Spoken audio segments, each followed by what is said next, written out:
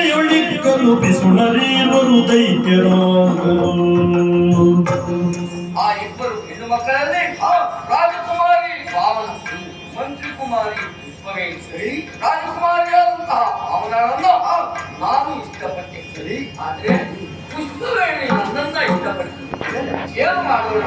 ಮದುವೆಯಾಗು ಎನ್ನುವಾಗೆ ಪೀಡಿಸಿದಾಗ ನಾನು ಒಂದೇ ಅಂತ ಹೇಳಿ ತಂದೆ ಮಗಳು ಇಬ್ಬರು ಸೇರಿ ಒತ್ತಾಯಿಸುವುದರ ಪರಿಣಾಮವಾಗಿ ಅವರಿಗೆ ಶಿಕ್ಷೆಯನ್ನ ಕೊಡುವುದರ ಮೂಲಕವಾಗಿ ಅವರನ್ನ ಗೃಹಬಂಧನದಲ್ಲಿ ಇರಿಸಿದರು. ಹಾಗಾದ್ರೆ ಮಂತ್ರಿಯ ಮಗಳು ಗೃಹಬಂಧನದಲ್ಲಿದ್ದಾರ? ಆಮೇಲೆ ಏನಾಯ್ತು ಗೊತ್ತುಂಟಾ?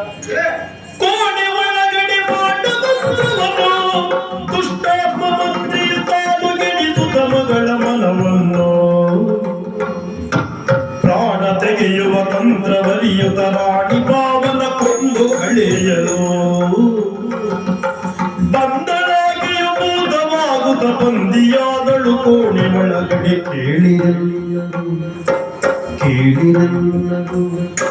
ಕೇಳಿರೆಲ್ಲರೂ ಕಥೆಯ ಬೇಳುವೆನು, ಸಂಸಾರ ನೆಮ್ಮದಿ ಪಾಡುಗೆಡವಿದ ಕಥೆಯ ಬೇಳುವೆನು.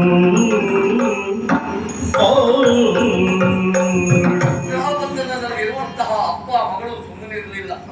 ನನ್ನನ್ನ ಸೇರಲೇಬೇಕು ಎನ್ನುವ ಕಾರಣಕ್ಕಾಗಿ ಪುಷ್ಪವೇಣಿ ಪರಿಪರಿಯಾಗಿ ಅಪ್ಪನಲ್ಲಿ ಕೇಳಿಕೊಂಡು ಆಮೇಲೆ ಭುವನ ಮಲ್ಲ ತಾನೇ ಸತ್ತು ತನ್ನ ಸವರ ಮೇಲೆ ಅಭಿಚಾರದ ಪ್ರಯೋಗವನ್ನು ಮಾಡುವುದು ಹೇಗೆ ಎನ್ನುವುದನ್ನು ಮಗಳಾದಂತಹ ಪುಷ್ಪವೇಣಿಗೆ ಬೋಧಿಸಿದ.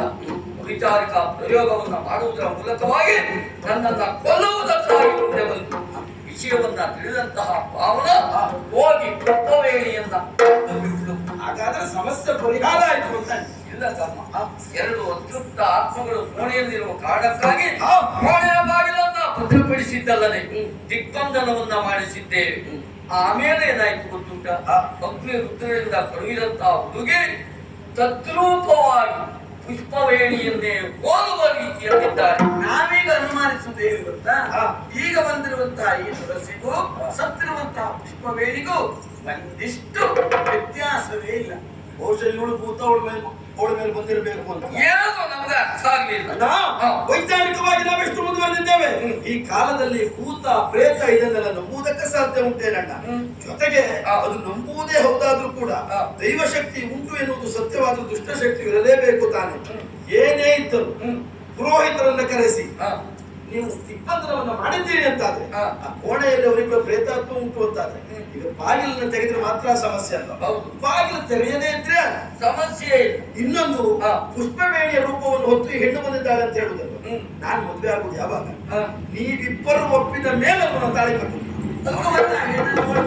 ನಿಮ್ಮಿಬ್ಬರು ಒಬ್ಬರು ಒಪ್ಪದೆ ಇದ್ರು ನಾನು ಅವಳು ಮದುವೆ ಆಗುದಿಲ್ಲ. ಹೌದಾ? ಹಾಗಿದ್ರು ತೊಂದರೆ ಇಲ್ಲ.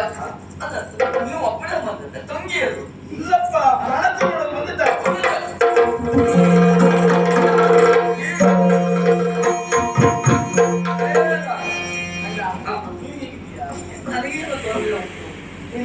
ಎಷ್ಟು ಜನ ನೋಡ್ಕೊಳ್ತಾ ಇದ್ದಾರೆ.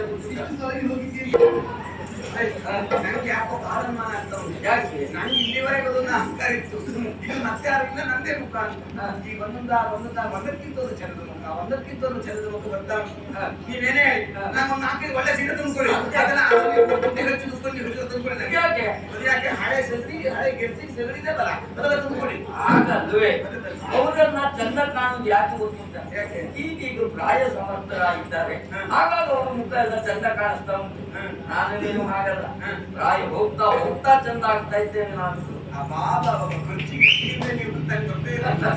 ಆ ಬಗ್ಗೆ ನೀವು ತಲೆ ಕೆಡಿಸಿಕೊಳ್ಳಬೇಕಾದ ಅಗತ್ಯವೇ ಇಲ್ಲ. ಇತ್ತೀಚೆಗೆ ಹೆಣ್ಮಕ್ಕಳು ಬಂದ್ರು ಅಂತ ನೀವು ತಲೆ ಕೆಡಿಸಿಕೊಳ್ಳುವುದಾ? ಸತ್ಯ ಹೇಳ್ತೇನೆ, 20 ವರ್ಷದ ಹಿಂದೂ ಇನ್ನು 10 ವರ್ಷದ ಮುಂದು ನಿಮ್ಮಷ್ಟು ಚಂದದ ಈ ಕ್ಷೇತ್ರಕ್ಕೆ ಮತ್ತೊಂದು ಬರುವುದಿಲ್ಲ. ಖರ್ಚಿಗೆ ನಿಮ್ಗಿಂತಲೂ ಹಿಂದೆ ಅದಲ್ಲದೆ ಒಂದು 8 ದಿನ